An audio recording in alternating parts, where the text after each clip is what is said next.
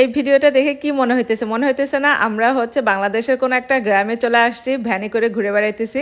আসলে না, এটা হচ্ছে একটা ফার্মে আসছি। এই ফার্মটা এত বড়, এক মাথা থেকে আরেক মাথায় যাইতে হলে এই ফার্মে এরকম একটা ভ্যান গাড়ির মতো, মানে টমটম গাড়ির মতো এটাতে উঠে তারপরে এক পাশ থেকে আরেক পাশে যাওয়া লাগে।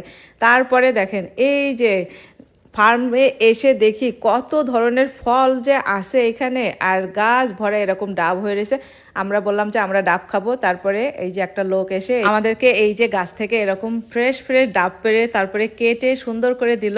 অবশ্য আমাদেরকে এগুলো সব টাকা দিয়ে কিনে নিতে হয়েছে। ফার্মে আসলে সব কিছু আপনাদেরকে কিনেই নিতে হবে, কোনো কিছু ফ্রি না। অনেকেরই ধারণা এই যে আমি এত ফলে টলের ভিডিও দেই, সব কিছু মনে হয় আমি ফ্রি ফ্রি খাই। অনেকে তো কমেন্টে এসেও বলে যান আপনি তো সব কিছু ফ্রি পান, ফ্রি খান। আসলে ফ্রিও অনেক কিছু পায়।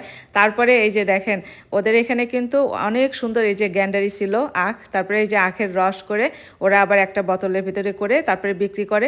পুরা ফার্মটা আমরা ঘুরে ঘুরে দেখতে দেখতে তারপরে এরকম একটা অরেঞ্জ গাছ পাইছিলাম, অরেঞ্জ দিয়ে ভরা, কিন্তু এত টক ছিল।